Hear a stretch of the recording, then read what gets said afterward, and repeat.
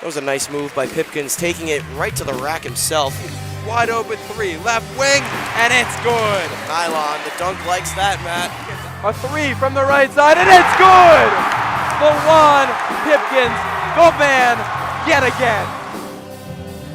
Hello and welcome to The Flex. I'm Matt St. Jean, joined as always by Joe Howie, and we have a special guest for you all today. You know him, you love him, it's John Fanta. Welcome to the show. Matt, Joe, thanks for having me. It's awesome to be with you guys. Happy holidays to you and your families and to everybody listening out there. Hope everybody has a great holiday season as we get in the thick of things here in Big East play. It's great timing. Great to be on with you guys. Okay, thank you for coming. We got a couple quick questions for you, and then we're going to get into the Providence Butler game. All right. Our first one, you were there broadcasting as Providence beat DePaul. What's it like to be in the arena for games this season? You're one of the few that gets that privilege right now. What's the atmosphere like? Well, I'll tell you, the cardboard cutouts certainly aren't as ruckus towards Roger Ayers and Pat Driscoll and the officials, that's for sure. I don't think they've ever had a more pleasant time in Providence. And I also don't think the cardboard cutouts are wagering on the games. But just to say, it is unique. It is different. I miss the fans. You know, one of the cool things as a commentator, as a play-by-play guy with Fox Sports, and it's something that I never take for granted. It's a dream come true.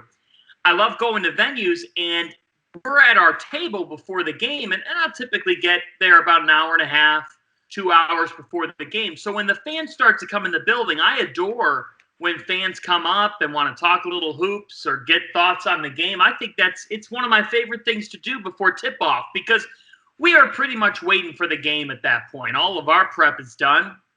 And so we always love to talk to people. It's what we do for a living. So I love talking with fans and mingling with them, and I love atmospheres. And look, college basketball in Providence, Rhode Island is meant for the Dunkin' Donuts Center, a ruckus crowd that causes problems for the visiting team, that makes a home court advantage what it is. And so to not have that this year, as a commentator, you really have to create your own energy. You've got to bring it. You've got to add to the energy of the game because that's what a viewer is now looking for. They don't have the crowd to tell them how big a moment is. So as a commentator, you've got to be able to lift up even more than you already were when you have that big moment. So it's different. I can't wait to see fans back in the stands. I hate the thought of an empty building, but we all know it's what's the most safe option. But by the same token, it has been definitely the most unique experience in my career thus far. Well, I know Providence fans have been very happy with your call bringing the excitement to that tying shot for A.J. Reeves over DePaul. But you talked about environments and atmospheres in there. In your career covering the Big East and being at games, are there any specific moments or games that stand out for an atmosphere that's just over the top? Well, I'll tell you what. Marcus Page hitting the shot in 2016, sending the seats, the seat coverings in Houston down at NRG Stadium. People were throwing them up in the air. And to see that shot go in, and then Villanova calling a timeout, and Chris Jenkins hitting the shot of the century with the confetti then proceeding after it, it was unbelievable. That moment, to be there for it live, and then to be on the floor with Villanova as they cut down the nets, getting interviews with players, coaches, and Rolly Massimino. I mean, that will always kind of stand in a class of its own for me. It was one of those moments where you just get absolute goosebumps. I think when I think about atmospheres in terms of Big East games, it's a very good question. You know, I think the dunk back on Valentine's Day a couple years ago when Providence took down Villanova, you know, that was really a statement win. It was the pink out game, and the place was just off the charts. That was a great atmosphere. And if I recall, Providence was coming off a loss. They were coming off a loss, and I think it was a loss to DePaul. It was. the Friars had most of their starting lineup out due to illness against DePaul and lost that one. And it's actually funny you mentioned that game because I was on the call for the student radio for Providence in that one. And because of our location, we nearly got trampled when the court got stormed after it. Sorry, Matt. That was just such a great atmosphere that night. It was awesome. I got to tell you, Creighton is unbelievable. I was at Creighton Gonzaga, and I've been to Creighton Villanova too in Omaha. And I'll tell you what, wow, the place is off the charts. That atmosphere is so special. Those fans are relentless. They are smart fans. When their team needs them, when the Blue Jays need them to get on their feet, they do. So I've seen that atmosphere really come alive. Fiserv Forum Marquette is a tough place to win. It's a great atmosphere. They really get loud. They play Thunderstruck before the games. The students are going crazy. It's an underrated atmosphere, I do think, at the Fiserv Forum in Milwaukee. They've created a tremendous home court. And then in terms of just other bonkers games that come to mind, like the Crosstown Shootout, Xavier-Cincinnati is really awesome. Butler, Hinkle Fieldhouse on a Saturday afternoon when the sunlight's peeking in is just a tremendous atmosphere. It doesn't matter who they're playing. It's always a good atmosphere. And then your question was single games. Mm-hmm. I will say, I thought that last year, if you guys remember this, Cassius Winston and Michigan State came into the Prudential Center to meet Seton Hall. It was an arena sellout at the Prudential Center. And the Prudential Center is not a great atmosphere, but it's a big building. And when it does get filled up, the place can really become a home court for Seton Hall. And they've had crowds the past couple of years because they've had some success. That was just an off-the-charts ball game and a really wild crowd of college hoops fans. So there are a number of them. And that's what's special about the Big East. Basketball is king, and the atmosphere is reflected. Yeah, I mean, that's college basketball is made by the atmosphere and the fans. It's what makes it so special. Yeah, it really does. It's what this is all about, and it really is a reflection of the sport and how important it is in the Big East.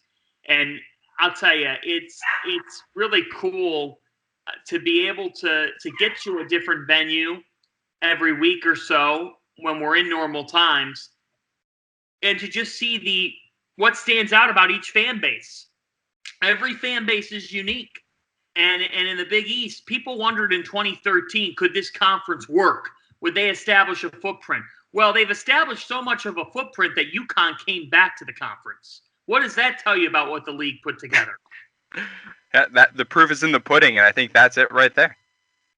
Yeah, it is. No doubt about it, man. No doubt about it. I think definitely talking about UConn coming back is huge when you look at the big picture, what the Big East has done and the national noise that we've made as a conference over the past couple of seasons. And now transitioning here, this season in particular, as we move through conference play and as March closes in on us, John, what are your thoughts on a potential Big East bubble as conference tournament week creeps up? Well, it's a great question. And I think that this is still the last resort from the Big East standpoint. Look, what do we know about the Big East? Basketball is their priority. It's the sport that keeps the conference running. They're going to do whatever they have to do to get their season in. And let me say this right now. There's no question that Big East basketball is going to complete its season, that college basketball is going to complete its season, and that there will be some version of a March, if not April madness in this sport. Now, as we are seeing, there are schools, and the majority of the schools in the Big East have been able to pull off their regular travel schedule and their regular schedule. DePaul's an outlier, and they've had to go through, several pauses, 3 to be exact. And there are other schools who have had to go through that period of time where they've been paused. But Butler being one of them, that they've had a tough go at it, and there's others. But the majority of the league has been able to execute its schedule, and we are seeing the normal travel schedule. We are seeing that there are not bad things happening. There are not positive cases happening because of travel. So I think it's something that is fluid. Of course, if you get half of your league on pause, you've got to be able to pivot. And so I think for the Big East, they're thinking about that always. There are contingency plans, I'm sure of it, that they have in the works because they're trying to get through their basketball season. They're going to do whatever it takes to get through it.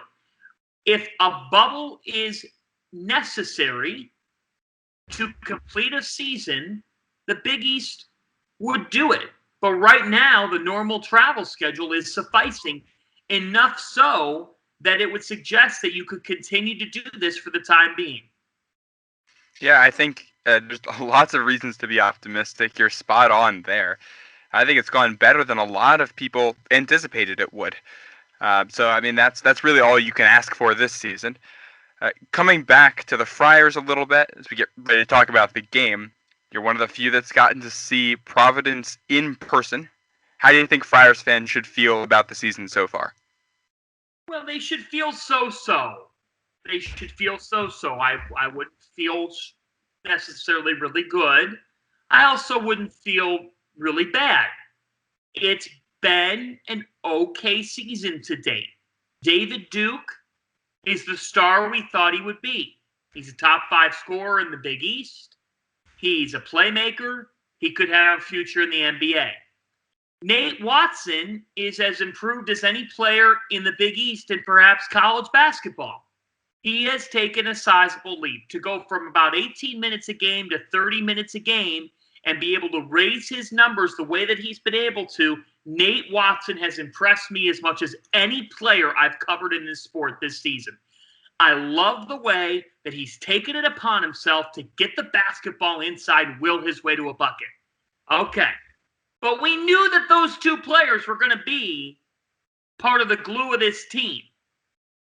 The expectation was that Jared Bynum would be able to come in and help everybody out. Well, he doesn't turn the basketball over. That's the positive. But what is he doing to get this team over the mountain in games? What's he doing in the scoring column? What's he doing in terms of creating plays for others? It took Luwan Pipkins time. I guess your hope is that it'll take Bynum some time, but that he can't pan out like Pipkins ended up panning out. They are different players in the way they play, but the point stands. I think for Providence, guys, they're kind of undefined at power forward.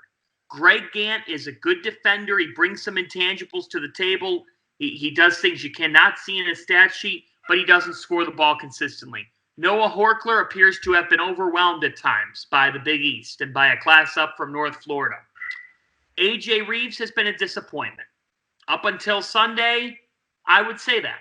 Now, he hit the game winner against Seton Hall, but it's like you take one step forward and 2 steps back when you go 1 for 10 from the field against Butler. Mm-hmm. Reeves has to be consistent. He's the key to this whole puzzle. Look what happened against DePaul. Reeves turned it on, and Providence did enough to win that game. And on a day where Providence was really struggling defensively, they needed Reeves to deliver, and he did. So I think that Providence should feel so-so. The win at TCU changes the complexion of their season because you went on the road, you beat a Big 12 team that's going to face other really good teams. That's big. And you're 2-1 in the Big East, and you'll take that. Now, if you could split one of your next 2, get one of your next 2 at home, I think you're in a fine place, potentially at 3-2 through 5 Big East games. But I would feel so-so if I'm a Friar fan. Remember, they were picked 3rd. Do they look like the 3rd best team in the Big East? No. Do we know who that is in the Big East? We really don't know. There's several candidates, but we don't know. And Providence's win over Seton Hall was impressive. I mean, think about Seton Hall. They're 3-1. And Seton Hall could be 4-0. But Providence came back in that game and found a way. That win carries some mileage to it because Seton Hall is scheduled so tough. They went to Penn State. They went to Louisville. So if I'm a Providence fan, I feel okay. I don't feel that great at the moment, but I also don't feel like the sky is falling at all. You know what Ed Cooley does. He grooms his teams for the moment. I mean, that's absolutely true. Let's talk a little bit about this moment. Friars will be taking on Butler at Alumni Hall Wednesday at 5 o'clock. The Friars 6-3, Butler 2-3. We'll go to the first question here in our starting 5. It's a quick turnaround. These two teams played a week ago, where Butler won that one 70-64 out at Hinkle Fieldhouse. How much can change in a week? We'll start with you, John. Well, the first thing is that Aaron Thompson could change in a week. He could play in this game. He's questionable for this game on Wednesday. He is Butler's leader. He's their point guard. He is the one that's taking over for Kamar Baldwin and has to be that guy for the Bulldogs. Now, if he's in the lineup, it makes it that much tougher for Providence because when you're preparing for Butler, Thompson's at the top of the scout. And it almost became tough on Providence in that there's kind of an unknown with Butler's freshmen who have performed very well, by the way. Chuck Harris, Big East Freshman of the Week, Monday as we record. So I think what could change is Aaron Thompson could be in the lineup, and then he's motivated. And now if you're Providence, your back's against the wall because in this league, when you play a double round robin schedule, you can't get swept by teams. You got to find a way to split. So this is a critical game for the Friars, especially against a Butler team that's young and that's probably not going to finish in the top half of the Big East. So a lot can change. A lot has to change for Providence. They have got to be better on the defensive end of the floor and get stops. And they've got to rebound. They got out-rebounded by Butler 37-32. You shouldn't be getting out-rebounded by a young Butler team. Providence can absolutely beat Butler, but they've got to get back to their defensive roots, and then they could really use some of the mojo that Reeves had and make some shots because it's hard to win when you don't make shots, and Providence has had trouble doing that at times. That's it right there. Joe, your thoughts? Yeah, I'm going to build off that. I think offensively, for A.J. Reeves specifically, but also from three-point land, it can't get much worse than what we saw last week at Hinkle Fieldhouse. I mean, I think the Friars got to clean it up, especially from the three-point arc. I think, you got to try and get it inside to Nate. I know that the Butler zone disrupted that a little bit, but when you have a big man like Nate Watson in the paint and he has the size advantage over Butler's two bigs, I think you got to try and feed him the ball a little more. In the second half, he only got 4 looks. He made all 4 of them. I think you use him a little more, and it's a much different game last week. I think the advantage is in the Friars' favor coming home. I think there was the third game of a 3-game road trip. That was, the Friars were tired, and they just had that huge win at Seton Hall. But hey, Butler came off of an even tougher loss to Southern Illinois, excuse me. And Butler was down 18. They had to come back. They lost by 3. They needed that win more than we did. I think now you don't want to get swept, especially in the Big East, by a team that's projected to finish lower than you. Yeah. Go ahead. I was going to say, you're spot on there, and this is a game that Ken Palm projects the Friars to win with about just over a 60% chance of a Friars victory. Interesting. Yeah. I mean, if I were picking this game, I would pick Providence to win. Just because I can't see them losing to Butler twice in a week. Now, 3 of the last 6 meetings between these two teams have been decided by 2 possessions or less. So it's going to be a challenge for the Friars. Butler is so hard to play. They really are a difficult team to play because of the style that they play. They're a unique prep. They are very deliberate. They don't turn the ball over. And so when I think about Butler, I think about a team they're a grinded out team, and they've got freshmen who are performing at a pretty high level. I mean, they really are. You think about what they're getting from Chuck Harris, what they're getting from Miles Tate, who in the game against Providence, Miles Tate had 8 points, 8 rebounds, and 7 assists. He only went 2 for 11 from the field. But to have 7 assists, that's exactly what they need Aaron Thompson to do, and Tate filled the role. Jair Bolton's done a nice job for them coming in. South Carolina grad transfer, has NCAA tournament experience. And Bryce Enzi, their physical presences down low. Jacoby Coles as well. I've heard good things from Butler folks. He can stretch the floor. That's a tough assignment for Horkler and Gant, is trying to guard Coles because he had 14 points on 4 or 5 from the field against Providence the first time around. They got to clean that up. Butler had 5 guys in double figures. It was a balanced attack. And what I look at with Providence right now, and I think Ed Cooley would say the same, Providence is giving up too many open looks. And you saw it on Sunday.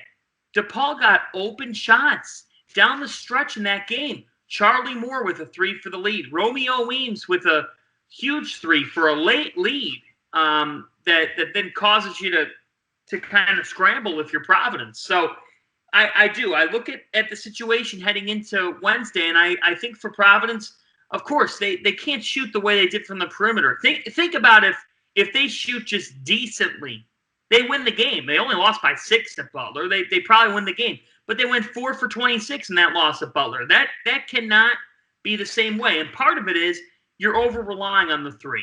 If you shoot 26 three-pointers and you only make 4, you probably need to change what you're doing and who you are. You probably got to get the ball inside more, get on the attack more.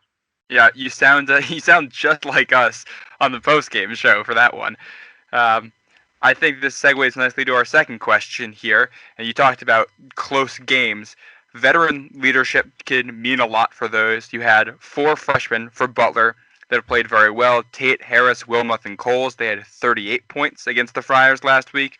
The flip side, Providence has David Duke and Nate Watson, both with lots of experience. They had 36. How do you think this veteran versus freshman battle works out? Joe, I'll start with you on this one. Yeah, so I think especially when you look at last week's matchup, Butler's freshmen, they came to play, and while Duke and Watson have really been carrying the load for the entirety of the season for the Friars, you really need to rely on some more role-playing guys. I think 3 names that come to mind are A.J. Reeves, Jared Bynum, and Noah Horkler. Those 3 guys all start, and their impact was really not heard, especially in the last game. I think these 3 guys especially need to step up on the defensive end. You have Noah Horkler, who is still adjusting to the Big East, but when you look at paint play last game, we were out-rebounded. Butler outscored us in the paint, and that just comes down to our defense. I mean, Noah Horkler, we brought him in because he's long, he can rebound, and he can score in the paint. And we haven't really seen a power performance from him yet. I think Jimmy Nichols coming off the bench has been okay at best. You know, we've seen glimpses of where he can score a lot, especially at TCU. He put up a career-high 10. But I think we need to make use of our longer guys, our experienced guys. Horkler is an upperclassman. Jimmy Nichols is an upperclassman. Greg Gant is only a sophomore, but he's had some serious minutes on this team. You need to rely on your veterans here. Duke and Watson can only do so much. I mean, a combined 36, they were still outscored by Butler's freshmen.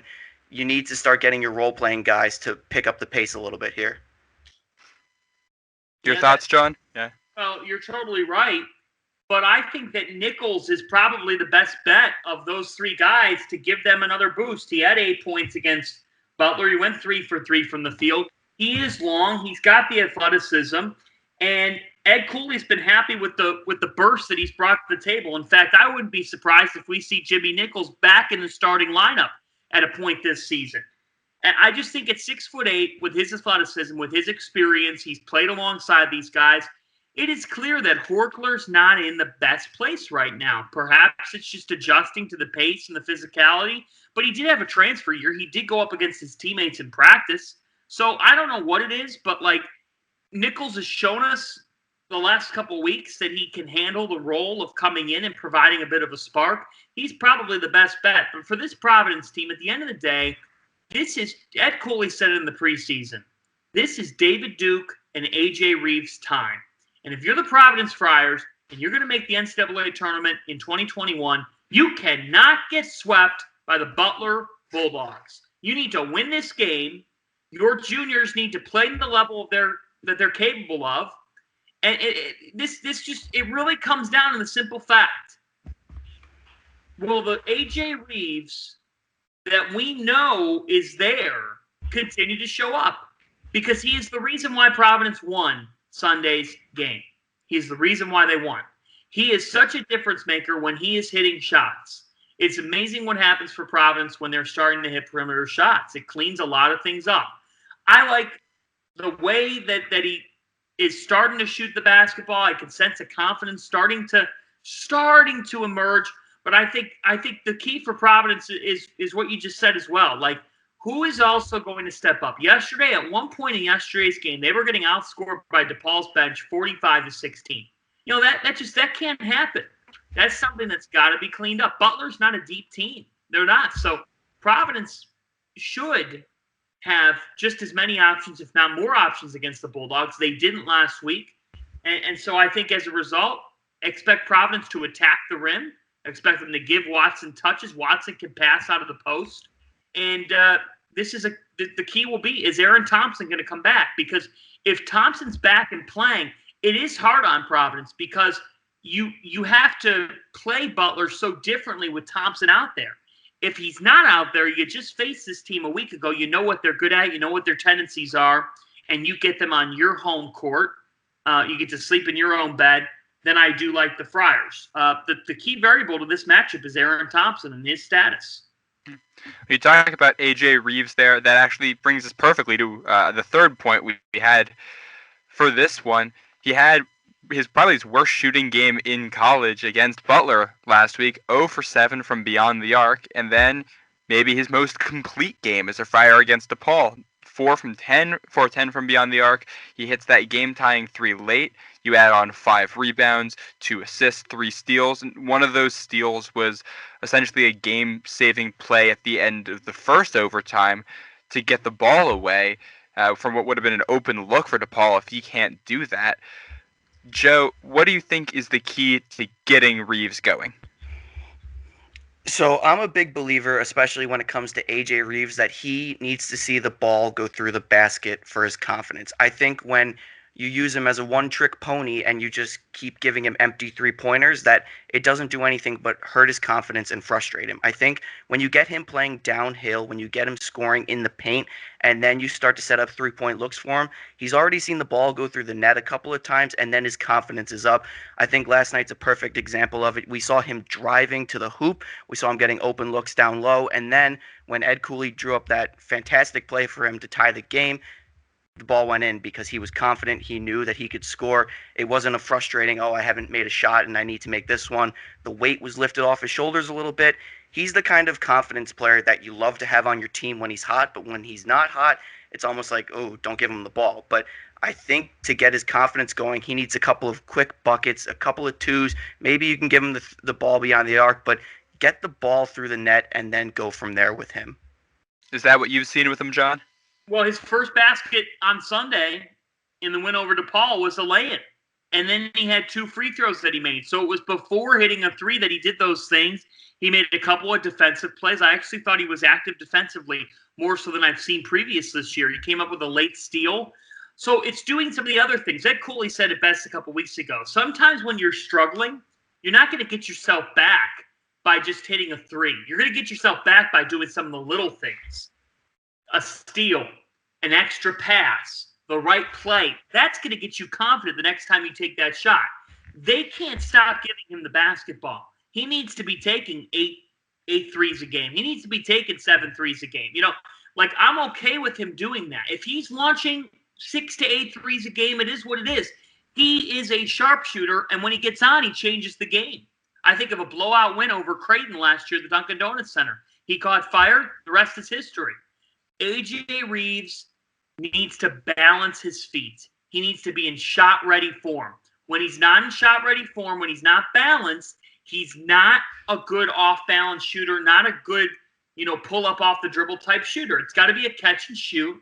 His feet got to be aligned, and then he could catch it, and he drills that shot if his feet are balanced. Look at the game winner against Seton Hall. He was ready to go in the corner, feet balanced, confident stroke. There's been a difference when the ball's not falling through the hoop. And so I think that's why it's crucial. Find him a lay-in. Get a backdoor cut in that flex offense. Get something that gets him to the rim, gets him 2 free throws, gets him an easy 2. That then can lead to kind of a spiral effect of him being able to execute in other ways. Now we'll see if Cooley draws up something early for him against the Bulldogs. Now let's go to the other side of things here. Chuck Harris, Big East Freshman of the Week.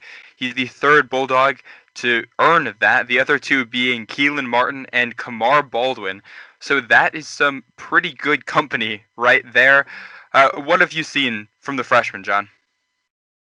Well, I have seen a versatility and an ability to score in multiple different ways, and this is a kid that, as a 6'2" point guard, he's come in and injected life for them. He's making the right plays. He kind of fits the way that Butler plays. And to be able to learn under Thompson as well is only going to be beneficial for him going forward. But had a real good game. against Southern Illinois, scoring the basketball, went for 22 in that game, and then follows it up with a 4 for 7. He's efficient, guys. He's an efficient player. He defends. This is a kid that kind of he really echoes the makeup of Butler basketball. So when I think of Chuck Harris, I think of a point guard of the present and the future who's having to get thrown in the fire right now, but is benefiting. And he and Miles Tate, they play quick basketball. The ball pops with both of them. Butler is going to be scary good in 2 years. I mean, if these kids stay around, the Bulldogs could be a really, really good basketball team as these freshmen get groomed and they recruit even more players. But right now, they're young. They kind of don't know any better, especially in a season like this one with COVID, about what it's like. And you're not playing in an atmosphere, so you just go to Providence and go inside Alumni Hall, which it's not obviously a big arena. It's one of the smaller gyms they'll play in college. You go in and you get into it. So a loose player, Chuck Harris has been. He can be a bucket, but he has a good awareness of how to be efficient as well. Yeah, he's been. I think he's been an unexpected spark from them. There wasn't a whole lot of buzz on him in the preseason, at least definitely not this level. Joe, what do you think about him? Yeah, so I was watching that Southern Illinois game where he put up 22 points, and Matt, I was texting you. I was like, this kid Chuck Harris, we really better scout for him, and he delivered against us too. He's playing with a lot of momentum right now. And John, I think you brought up a great point about traveling to Providence and not necessarily playing in a packed atmosphere. I think as a freshman to travel in the Big East and play at their prime, some of these atmospheres is a little more daunting than it seems right now. So I think that kind of environment is definitely in his favor. But for a freshman, the numbers that he's putting up, he's stat stuffing with his points right now. He is, like you said, he's efficient, he's well-rounded, and he fits nicely into this Butler offense. He's a nice piece for them, and I think we really need to have our guard play figured out for him. Duke, Bynum, even Allen Breed, we have to prepare for him a little better than we did the first time around. Yeah, he'll certainly be higher up Ed Cooley's scouting report for this Wednesday than for last Wednesday. Let's go to the last part of the starting five, and John, this is something that you had touched on earlier, but Friars picked third in the Big East in the preseason, Butler eighth. How do we feel about these projections now that we're a few weeks into the Big East schedule? Well, I still think that Butler is in a bit of an unproven state. I think Providence had a really bad night from the field at Hinkle Fieldhouse. I don't think that the Friars are third in the Big East. At the moment, I'd put them like fifth or sixth, floating in that middle of the league. But the middle is so undefined, guys. You could finish third because you could have a bunch of teams at 10-9 going in the final day, and then either be 10-10 or 11-9, and that's just how this conference works, especially in the middle of it. I think that Butler could finish seventh, but I just cannot. I don't think they'll finish in the top six. I just think there's too much of an unknown with how young they are. They're going to be hard to play. They always are. They're going to pick a couple teams off that'll surprise people.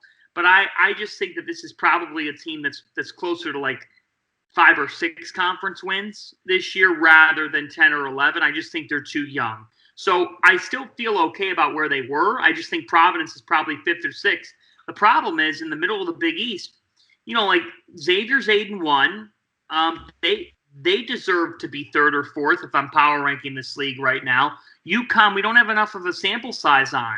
They almost beat Creighton. Had they beaten Creighton, we'd be thinking totally different about the Huskies. Seton Hall's solid, but then sometimes they're flawed. I mean, they fell apart offensively against Providence a couple weeks back, and they couldn't buy a stop late in that game. So the middle of the Big East carries a big question mark. I think Providence is probably closer to 5th or 6th, and they would be 3 right now. But if Reeves is playing well, they could be 3. They really could be. But I think they're more of a 5 or 6 team. I think Butler sitting at 8 is pretty accurate. All right, I think that just about matches up to what we've been thinking. Joe? Yeah, I couldn't agree more there. This Butler team is definitely young and inexperienced. I think they're gonna wind up somewhere in or around the basement of the Big East. As for the Friars, I think this has been the narrative of the entire podcast so far is that, it's a tale of what happens. If you have AJ Reeves coming on and you have your role players doing what they're supposed to do and making a meaningful impact, this Friars team can be as high as 3 or 4. But if it's just Duke and Watson carrying the load and grudging their way to victories and, dropping some on the way, I think we can be as low as 6 or even 7. It really depends on who shows up and how things shake out for the Friars as we continue to climb through Big East play. Yeah, I think it's definitely been the Jekyll and Hyde Friars. And this is a team that can play with anybody in the conference, both in good and in bad ways. Certainly a lot of play left. Now let's go off the bench. So, John, this is where we give some kind of a fun fact or a stat about this matchup. Joe, I know you have something lined up for us here, so I'll let you take it away. Yeah, so this off the bench fun fact goes back to the 2018-2019 season. This is the second time in 3 seasons that we've seen the Friars and the Bulldogs match up twice with just one Big East buffer game in between. If you look back at that 2018-2019 season, the Friars took it in OT at Hinkle Fieldhouse, 73-67, with Nate Watson leading the way with 21 points, 5 rebounds, and one of my favorite stats is he went perfect from the free throw line. We saw a similar performance from AJ Reeves at Hinkle Fieldhouse that season. He went 3 from 11 for the field, only recording 7 points, but he went 0 for 6 from three-point land, and surprisingly, David Duke went scoreless. Now keep in mind, Duke and Reeves were freshmen at the time. In the second matchup, just 1 game later after the Friars traveled to Creighton, Reeves led the way with 24 points on 9 of 13 shooting, 6 of 8 from three-point land. Watson chimed in with 8 points, 2 rebounds, and another perfect performance from the free throw line. And Duke had 5 points, 3 assists, and 1 rebound. The reason I bring this up is because it's a very similar scheduling to what we saw 2 seasons ago, where Nate Watson was a huge X factor and where AJ Reeves struggled the first time out, but has the potential to play a huge impact the second time around. Especially now, this game is much more meaningful for the Friars.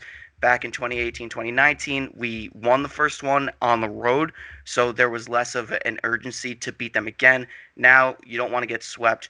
This is an abbreviated season where you don't have some non-conference cushions to make up for bad losses in the Big East. I think this game has much more of a sense of urgency. I think AJ Reeves really needs to deliver, and we saw that from him 2 seasons ago. Yeah, that was a weird quirk in the final schedule that year. With the Big East tournament, the Friars ended up getting the Bulldogs 3 times in 4 games to cap things, and the Friars won all 3 of them. John, is there anything from your notes that stands out about this one? Well, I'm looking back to these 2 teams when they first met in the first year of the reconfigured Big East, and Providence swept the series over Butler. Bulldogs actually, they struggled in their first year in the Big East. They just had a rough year. But I think back to January 21st, 2014. And Bryce Cotton had 18 points, 6 assists. Kadeem Batts, get this line. Here's your line. 14 points and 17 rebounds for Kadeem Batts.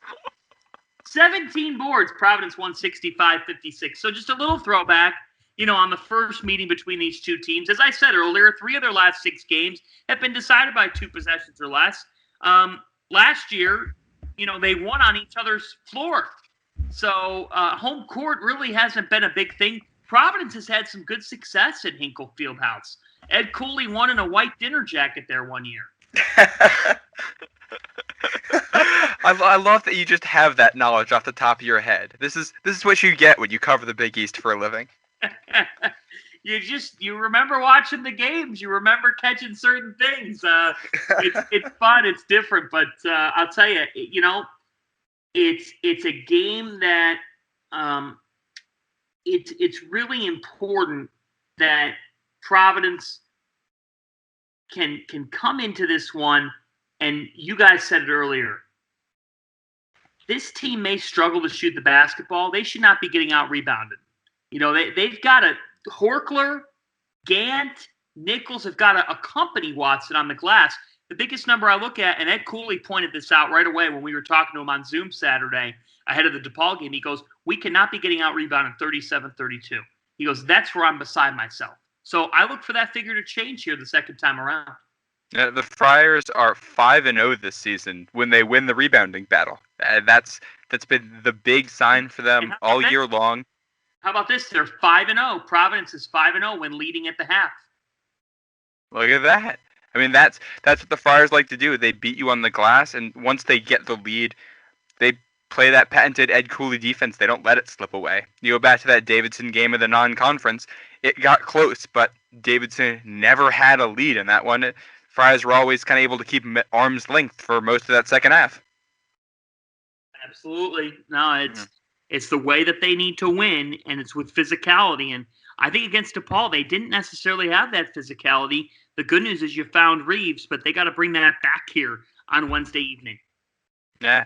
All right. Well, let's wrap things up here, John. What do you think, or who do you think is the X factor in this one, and how do you think the game plays out? Who wins? Ooh, very good question on the X factor to this game. You know, for Providence, I'm going to stick with Jimmy Nichols. I like the way that he's defending. I think that he's able to give them a little bit of a scoring burst, a bucket here, a bucket there. He knows where he needs to be. I think his role has increased in the last couple of weeks, as we've seen. He had 8 points on 3 of 3 against Butler. Perhaps it's something about playing the Bulldogs. But, look, Providence has to find somebody else who can help them in the front court beyond Nate Watson. Right now, my best bet's still going to be Jimmy Nichols. He's my X factor for the Friars. X factor for Butler. You know, I'm gonna go back to Jacoby Coles, guys. This is a freshman. He's 6'7", 6'8"-ish. He can stretch the floor. He was in double figures off the bench against Providence the first time around. It's clear that Coles can cause some matchup problems for opposing defenses. So I'm going to go with Jacoby Coles. And then the storyline of the game is, will Aaron Thompson play? Laval Jordan just held a Zoom call. As we're recording this podcast, he just held a Zoom call about an hour ago, and he said that Aaron works his way back a little bit more every day, but he is still listed as questionable for Wednesday. All righty. Joe, what do you think? So, in terms of my X factor for the Friars, I also have Jimmy Nichols written here.